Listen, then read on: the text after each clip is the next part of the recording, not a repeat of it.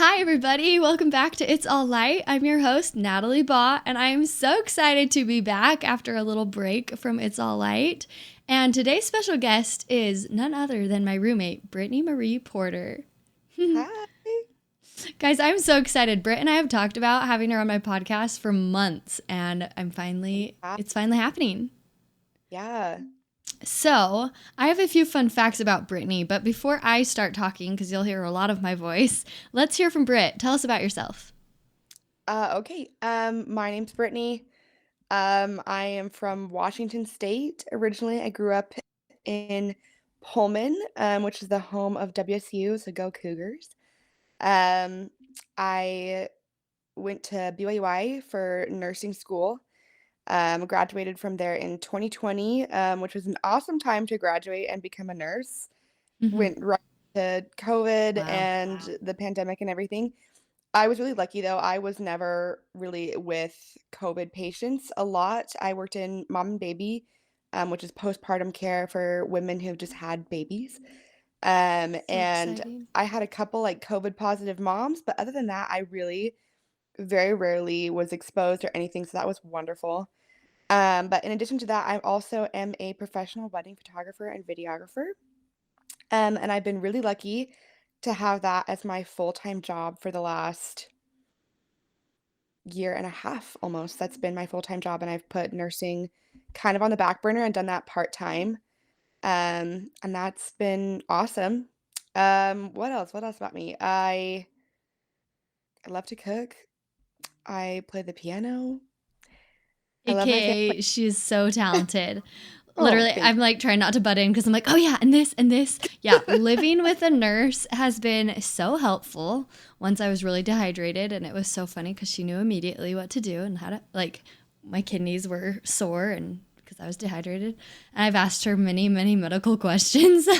It's true. Everybody needs a nurse in their life. and, and, um, I'm trying to think of what else just popped into my head as you were speaking. Oh, yeah, cooking, of course. Brittany makes the most yummy food. It smells so good. She just got one of the Ninja Creamies, like everyone's been posting about. And honestly, it's the best thing in the world. I'm like, everyone needs one of these. And I'm It is grateful so I fun. get to get to live with someone who has a Ninja Creamy. I But know. Gotten yeah, to Natalie and I have lived together now. We lived together for like 2 years yeah. almost. This is like So the longest place I've ever stayed in. I know, me too. So I'm like, it's been, and you and me have been here since the beginning. We were like the first people to live in the house. Yeah, yeah. So it's been crazy to watch each other through our different phases of life. Totally. The past 2 years have been kind of wild, though. I mean, COVID was They what, have 3 years for both ago? of us. But Yeah. yeah, there's been a lot. Oh, I remember Yeah. what I was going to say. What's the handle of your photography business? I want people to look you up Oh, because she is yes. so talented, you guys. So if anyone out there needs any type of photographer, she does family photography as well as wedding. But Yeah. It's Pine and Peony Photo and Film.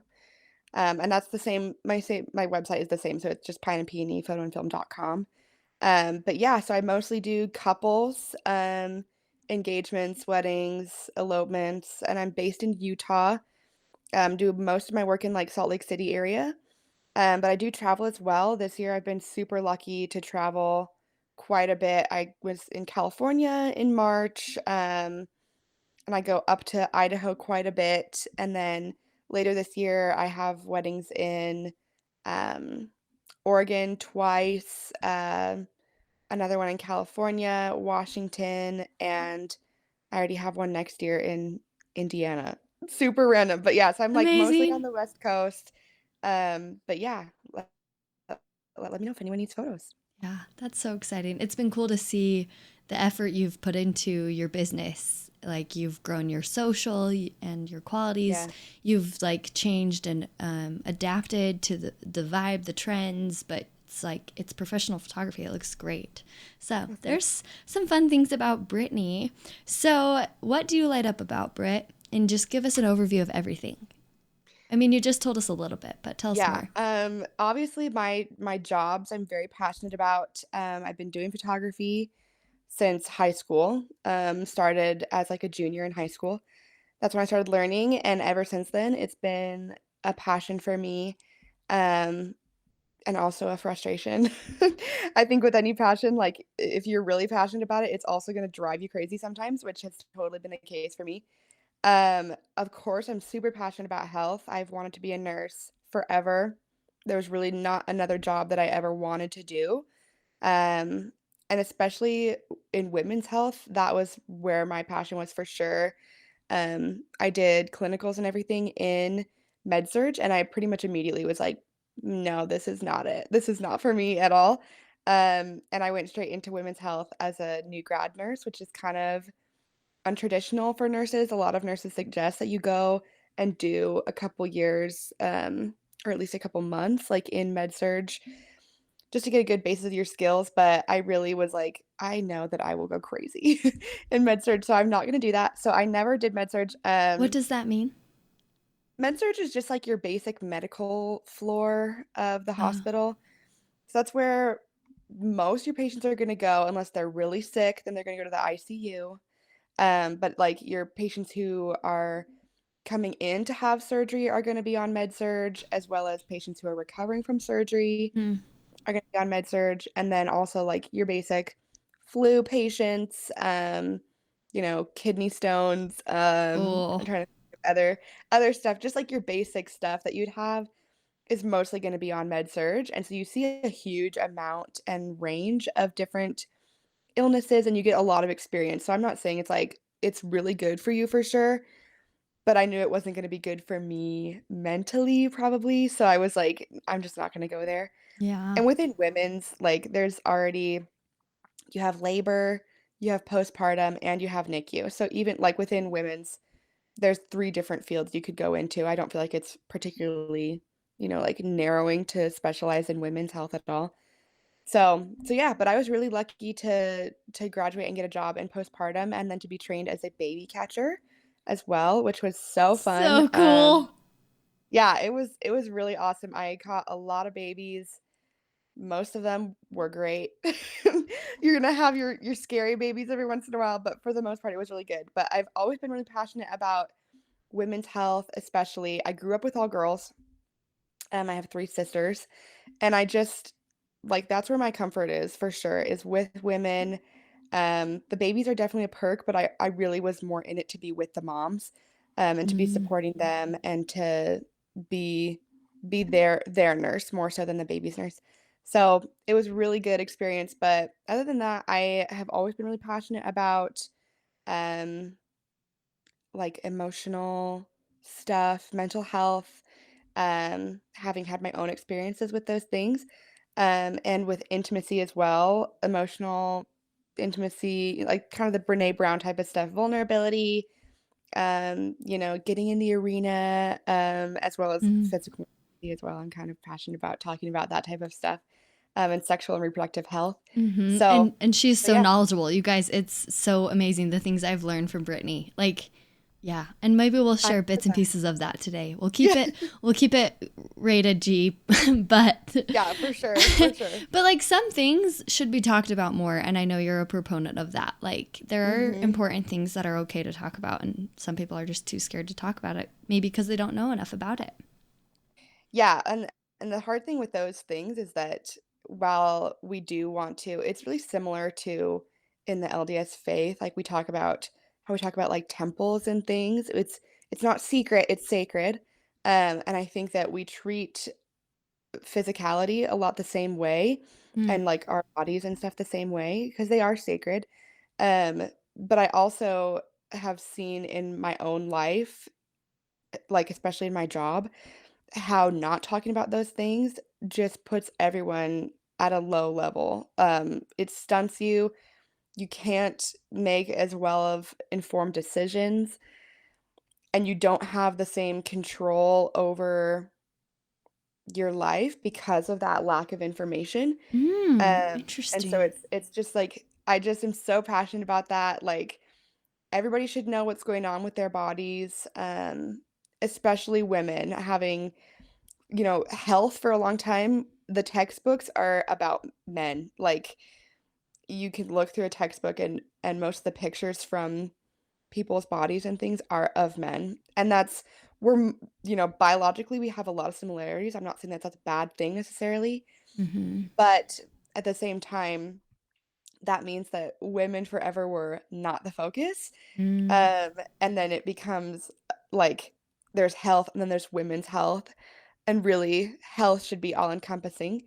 Um, and the fact that we have another one called women's health is kind of indicative of how Mm. the world has played out to men more so than women. And again, I'm not saying that's a terrible thing. Half the population is men, but forever women have been at a disadvantage because of that, because we weren't as educated, and we weren't as studied. It's still to this day, like, people are like, "Oh, women's hormones, like, what a mystery." It's not a mystery. Like, we know those things, Mm. not as they're just not as talked about, and so we don't have as good of a basis for information there. Yeah, I like what you said. Like, you need to learn about your biological makeup as a Mhm. woman or as a male. And that helps you make decisions. That helps you, just the more knowledge you have about that, the more you can, in a sense, have control over your life. Tell us more Yeah. about that. So for me personally, I know, like, when I was younger, even growing up with all girls, like, we didn't talk a ton about periods or menstruation or whatever you wanna call it, or how you're gonna feel differently at different times of the month because your hormones are fluctuating in different ways, and here's how they're fluctuating, and here's how you can best help your body in a way to prepare for that and to be successful during that time, the whole month really, but yeah, we didn't really talk about that much, and that was a problem for me because I did have, like, some hormonal imbalances. So I was really not a happy kid. I was very angry. I was kind of like I seriously was, like, vindictive. I held grudges, like, so bad, Mm. just not happy. Um, and now, like, looking back, I'm like, "Oh, man, the things that I would change if I could go back in time, I would've put me in therapy immediately." But, instead, the solution that we came to is we talked to a doctor, and he was like, "Let's put you on birth control." So I was on oral birth control from when I was, like, 13 or 14, and I just Oh, recently, like, went off of birth control because I was finally like, "I'm understanding what this has, like, done to me the as side far as my body." effects. Yeah, like, and maybe not so much the side effects. I was really lucky to not have a lot of side effects. Mm. But at the same time, like, the way that hormonal birth control works, the pill is it makes your body think that you're pregnant. Like, it gives you this hormone dose that is the same kind of hormone presentation that you would have if you were pregnant. So that And would that's help correct the imbalance. Mhm, yeah, so it basically takes away your normal ebb and flow of hormones and your normal cycle. So you can still Interesting. have a period, like, while you're on hormonal birth control, because you'll take that you have 3 weeks of the actual dose of medication, and then you have 1 week that is a placebo. So it doesn't give you anything, and so it kinda gives your body a break.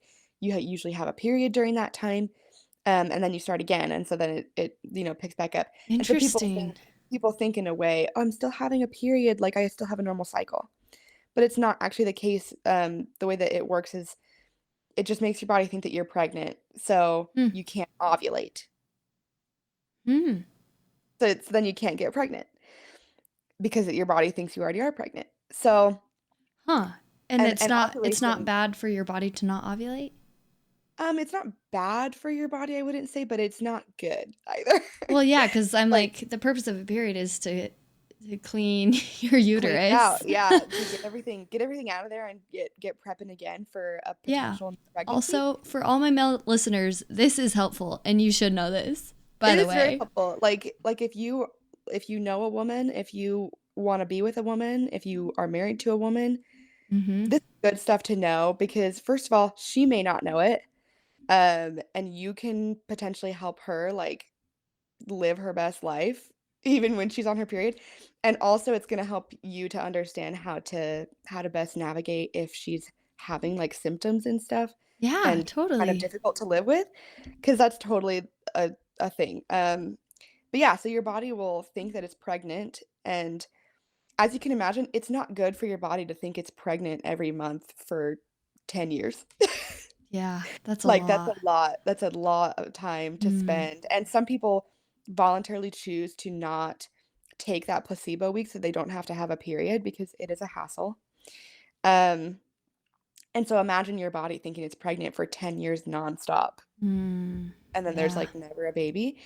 Obviously, you're gonna have pregnancy type symptoms like breast swelling, weight gain, um, uncomfortable, like, highs and lows with your emotions, things like that, that make people crazy, make you feel crazy. Mm, Um, yeah.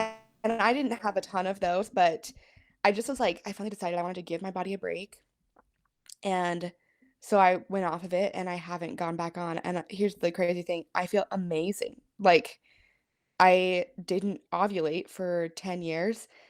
Ovulation feels so good. Like, that for most Mm. women is a really high point of the month of when you're just, like, you're riding on a high, you feel like $1,000,000, you're like, "My skin is glowing, my hair is shiny." Like, you feel so good. So it's, like, been such an interesting shift in my life the last couple months to have that again and to notice how I feel and all of that. So, just kind of a crazy thing, but I remember I just hated that that was the solution for my mood problems and my grumpiness was she just needs to be put on a pill. Mm.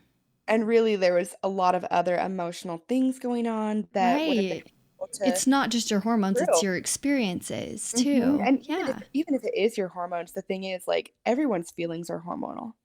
Your hormones are your feelings.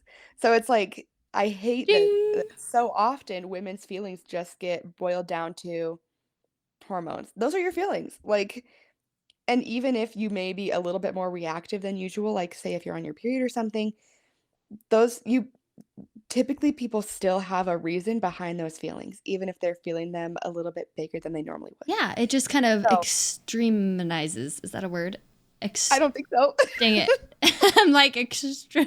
Yeah, it heightens your It emotions. heightens your emotions a lot. So it just is such a frustrating thing to, um yeah, to be basically boiled down to nothing but a body with hormones and chemicals. Like, you're a Yeah. person with a soul and with feelings, and when those feelings get hurt, like, you're allowed to have feelings about that. Yeah. I Uh, mean, your yeah, biological makeup and your mind, like your is your soul, body and spirit, and both of yeah, them are intertwined in probably more ways than we mhm, realize and yeah, recognize.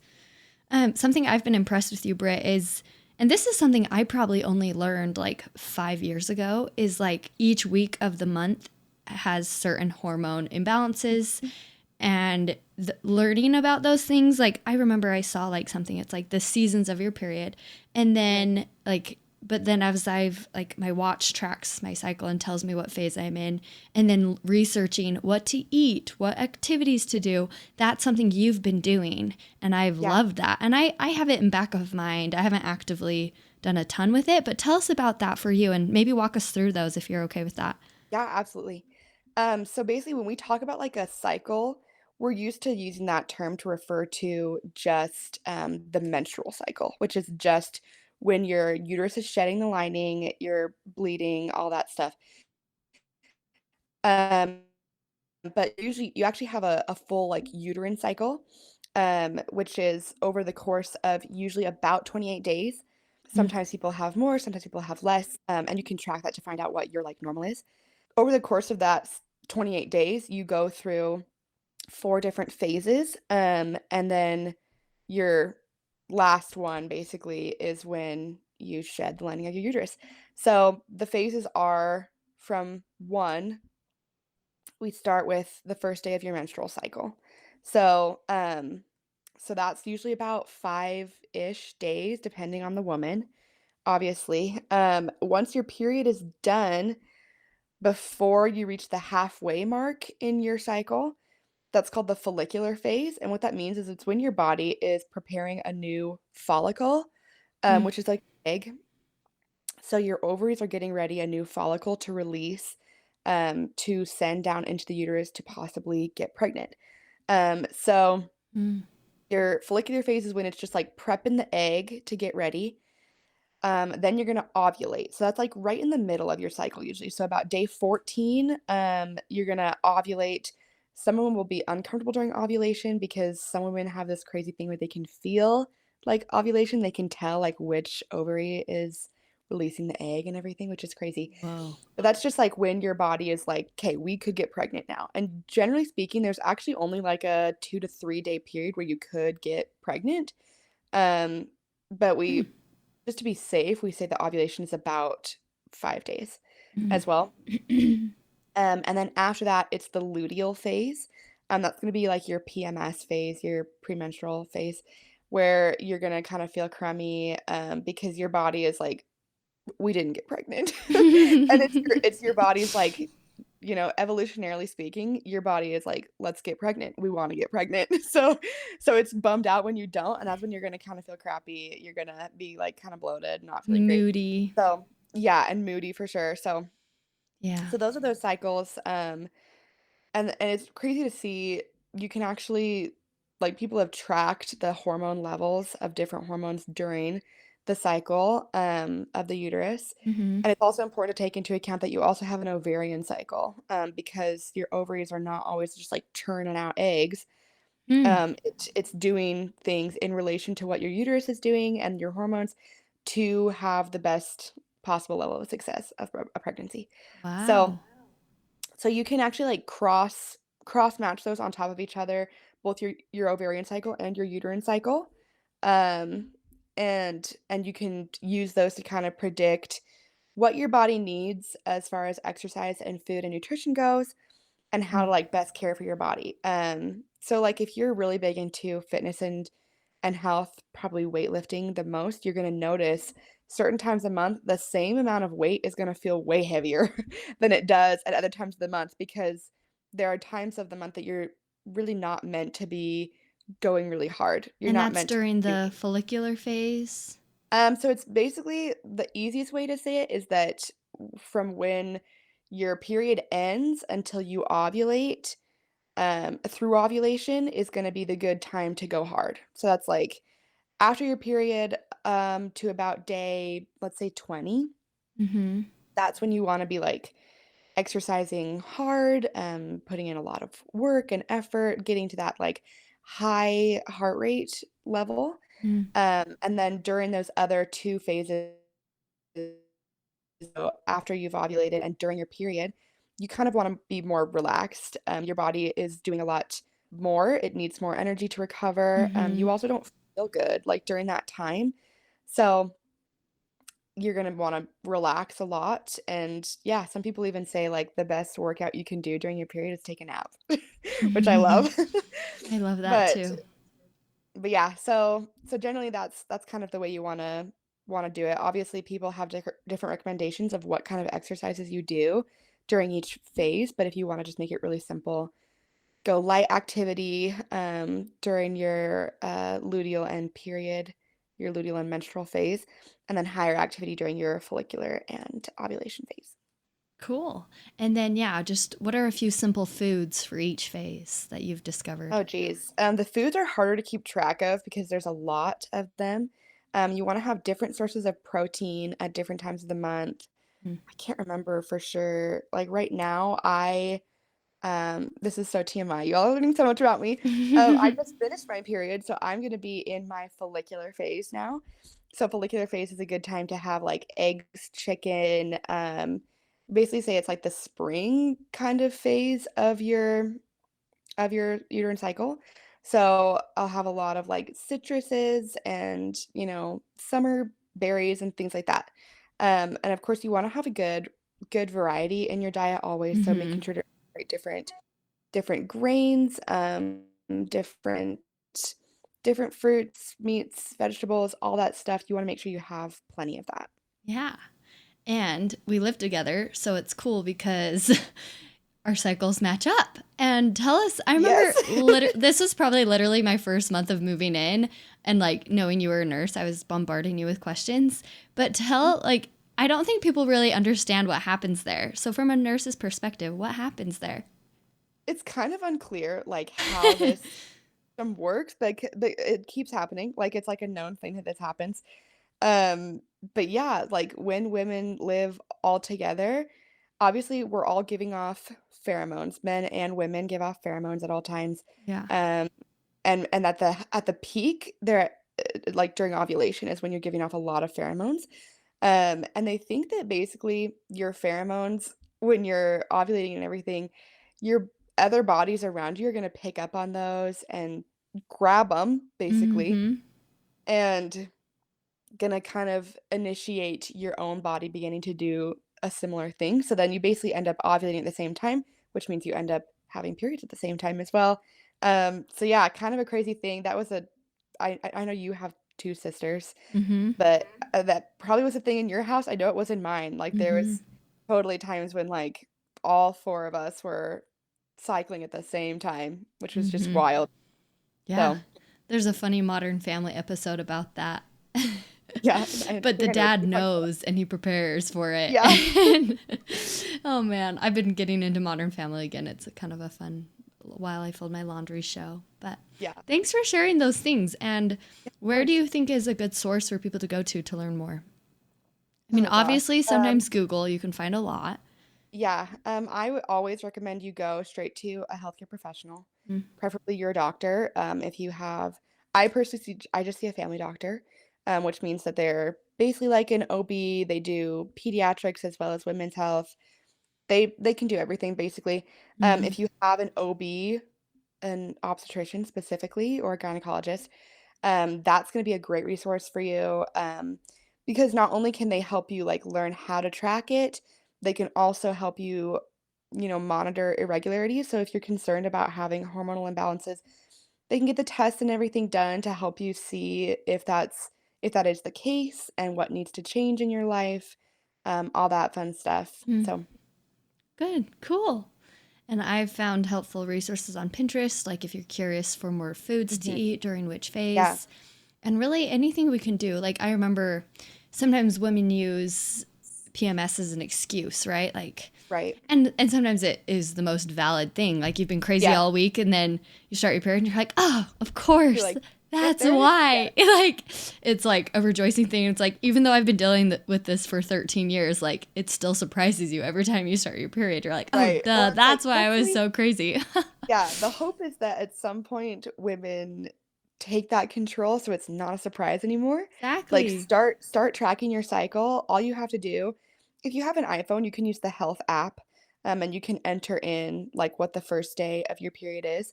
And it'll track every cycle for you. It'll tell you like your last cycle was like 27 days and this one's been 28.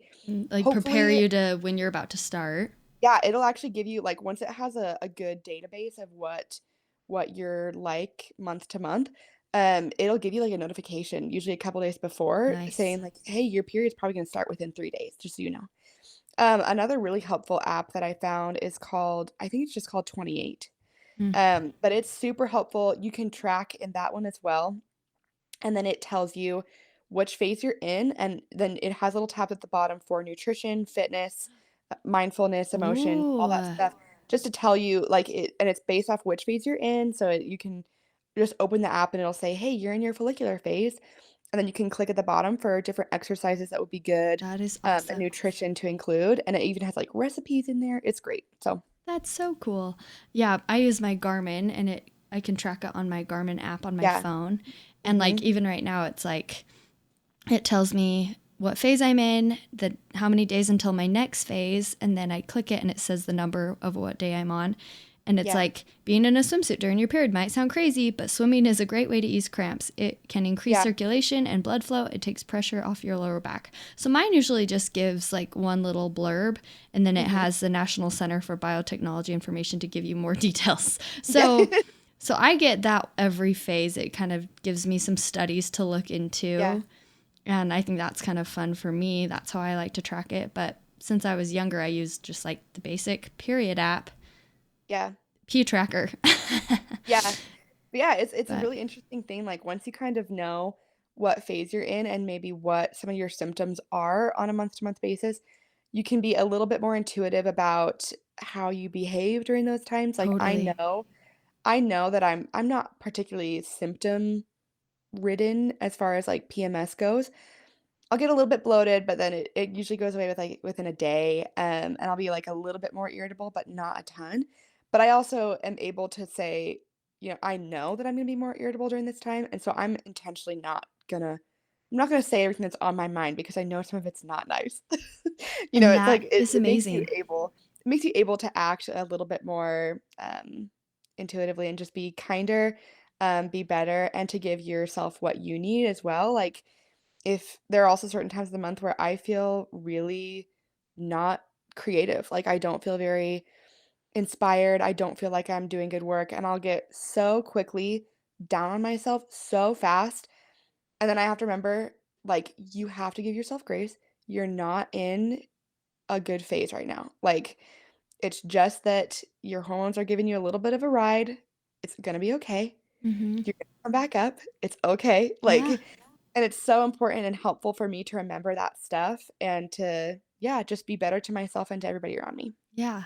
My mom was kind of teaching me, and we were talking about this too, just saying like we shouldn't use our hormones as excuses, Mm, like, oh, sorry, it's just because I'm PMS. Like right. she's like, you have that your whole life. Like you can't Yeah. just use that as an excuse. You have to learn to deal with it and Yeah. anticipate it. And it's part of what makes us us, right? Like Mm, it's a huge part of our life. Like you said, our hormones are our feelings. Like we yeah. can learn to channel them like everyone else needs to learn and be Yeah. self-aware, and that just comes with learning these extra things about our bodies. And the more I learn about it, the more I'm just so fascinated with our bodies. Yeah. They're amazing. It makes me Oh, want the to like go human take body, anatomy and seriously, like, the human body is incredible. I remember taking, like, biology and, like, what was that? Like, sophomore year of high school, and it was mostly, like, plant biology, and I was like, "This is so dumb." Like, I just, like, didn't care at all about that type of stuff, and as soon as we got into human body stuff, I was like, "Whoa, this is awesome." Like, the way that the human body works is absolutely a miracle. Like, it is so insane once you understand the little, like, connections of the body and everything. It just changes how you see yourself so much, but yeah, it is so helpful to just know what's going on with your body at any given time and to be able to act accordingly. That is such an important thing, and especially for younger girls who are going through puberty and stuff, I feel like for me, understanding those changes a little bit more on a month-to-month basis would have been so good for me and my self-esteem, and would have made me feel like I had so much more control over myself because I really like, there really was times when I was, like, felt out of control and just, like, a crazy spiral was going on, and it was so frustrating, and so hmm I really hope that other people don't have to deal with that. Sex ed is so important. I understand people don't want their kids to have sex.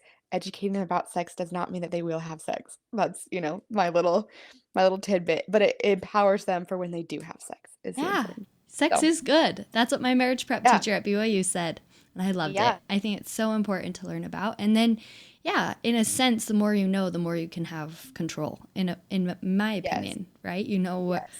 how your body acts, and yeah, Yeah. it's cool. It's the Lots same to reason learn. kids we have quite the STD problem in America. It's because kids don't even know how to protect themselves from those. They don't know about condoms or protection or any of that. Mhm. Teen pregnancy, same type of thing. If they knew when they could get pregnant, then maybe they would be a little bit more careful. And I'm not saying it's a good thing for underage sex to happen in the first place, but you can't always prevent that. You just can't. No matter how good the parents are or anything, like things are gonna happen. So it's so good for kids to know for themselves what is happening in their body and how to act accordingly. So what do you feel like will help maybe people listening and you as a future mom to teach your kids? What are some helpful things that you will do? Um, First and foremost, personal education for myself. Um, I'm currently listening to a book. I can check who it's by. It's very popular. I know that much because I had a hold on it at the library for like 4 months before Oh it came wow. available.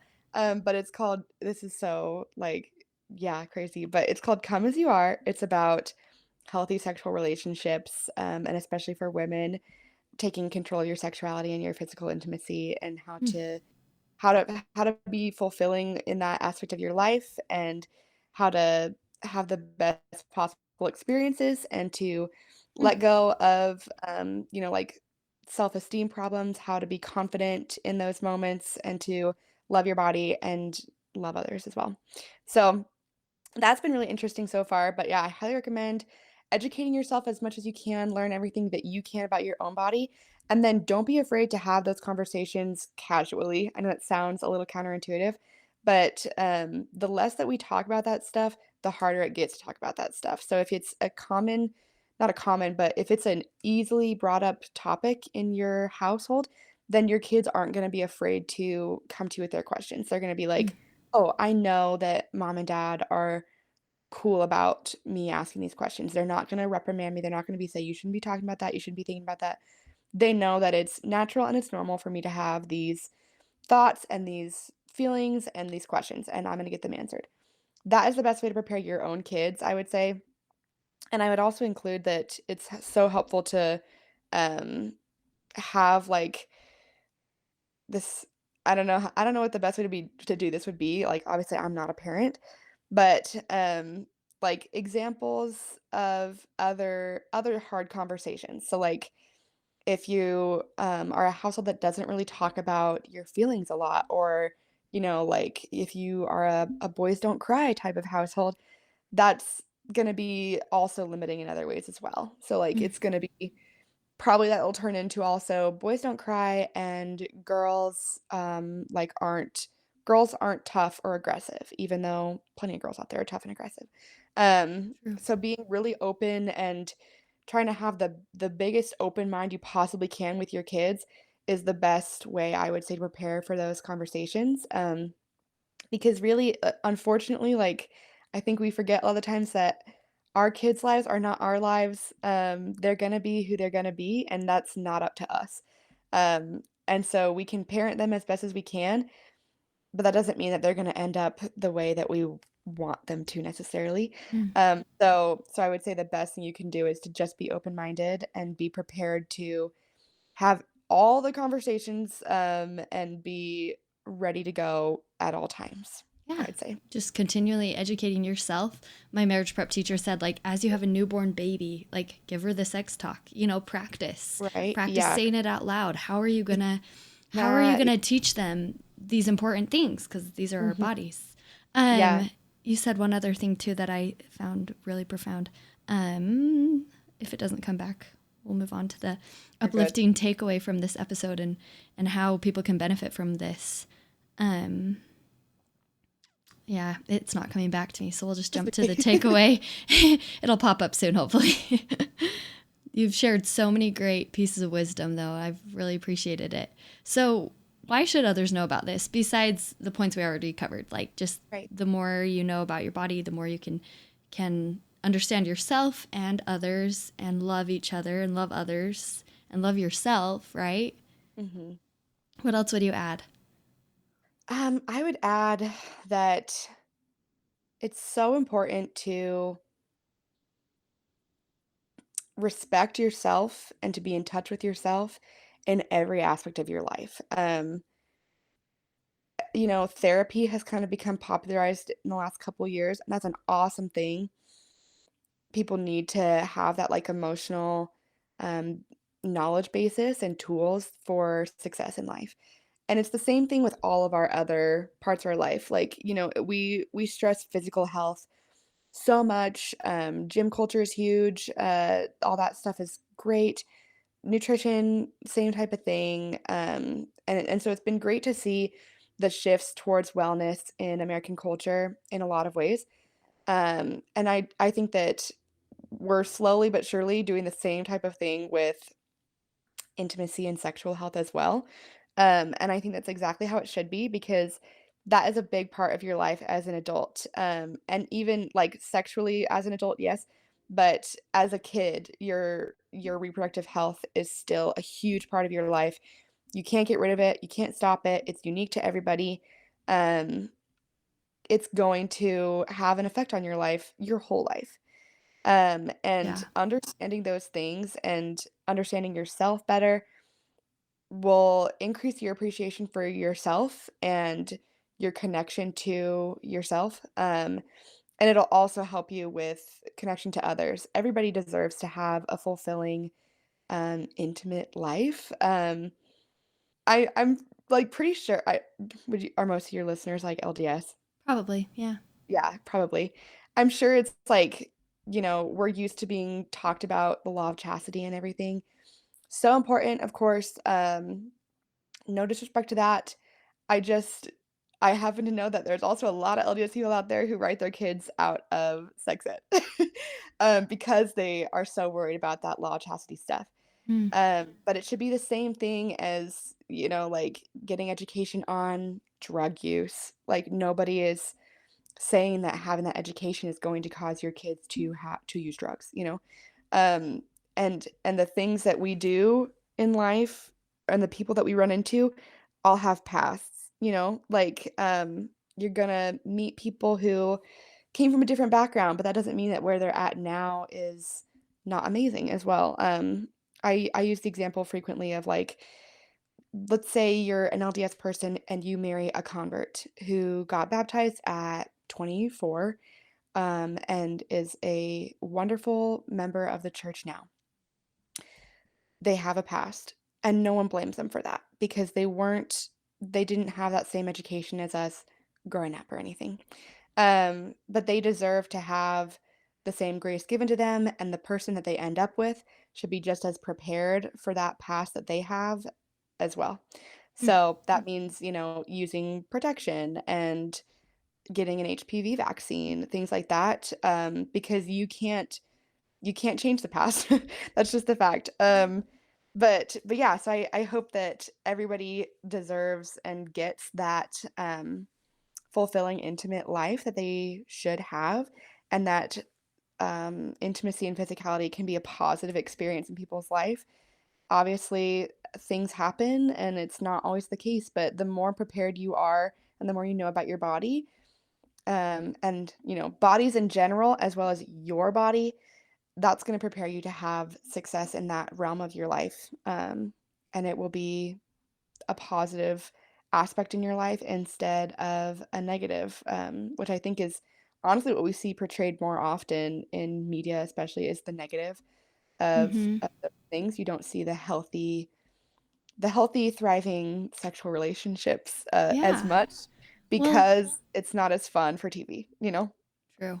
Well, So, and intimacy isn't just physical intimacy. Intimacy is emotional intimacy and yes, intellectual intimacy, and it absolutely. helps you just overall be loving, supporting, accepting, and it Mhm. helps you understand Yeah. your thoughts and your feelings and being self-aware, not just mind but body and spirit. Like all Mhm. of those combined can benefit from just knowing your biological makeup. I love Yeah, and that. I think as religious people too, people will talk about, like, you can have spiritual experiences in intimacy, and, that sounds wonderful, but the only way to have that is to have, I think, to be intimate in every way. You're being spiritually intimate, you're being emotionally intimate, you're being physically intimate, then you're gonna have that trifecta of good intimate experience. Wow, that's cool. Oh, Britt, I've learned a lot today, and I hope people have enjoyed this. Good, good, good, good. I'm It- so happy. and like you said, we're making this not a taboo topic. I think men and Yeah, women, children, I mean, in the right boundaries and parameters, need to be yeah. learning about all these things. So I would say my takeaway today is just practicing talking about it. I mean, you and I talk about Yeah, it. We talk about it with our other roommates. yes. Sometimes it is more taboo in families and I don't know, certain personalities and people. Like sometimes Right. I can talk about things more with my cousin than I can with other people in my life, So it's Yeah. like find the people that you're comfortable learning and talking about things with because that's how you learn and can grow. What would you say is your biggest takeaway today, Britt? Um, yeah, probably the same as you, that the more that we talk about it, the less taboo it becomes. And that, yeah, we all need to grow up and just talk about it already. Mm-hmm. Just kidding. Yeah, obviously, like, you want to be careful with children and everything, but yeah, like the best way, to help things, whether it's, like talking about mental health problems is to talk about it in the first place, to be open and to be aware of the resources and the things that you have and can do. And I'm happy to be that resource for people as well. This is something I talk about all the time, like with a lot of people as far as, sexual and reproductive health goes. I was totally that roommate, like in college, that people were like, "Will you come with me to my IUD appointment?" Things like that. So I am always happy if people have questions or if they just want to talk to somebody who they know is like chill talking Yeah. about this stuff. I'm happy to be talked to about it. So She's good yeah, at answering questions and it's not uncomfortable. Like Britt just yay. because of her knowledge, because she's a nurse, like all the things combined and just who you are, Britt, just as a person, it's very open and Oh, welcoming so and sweet. helpful. And I love that you can help people in this way. So thank Yeah. you. Everybody, I'm so happy to be back. Tune in every Tuesday for an It's All Light episode. And thanks again, Brittany, and we'll talk to you guys later. Bye. Bye.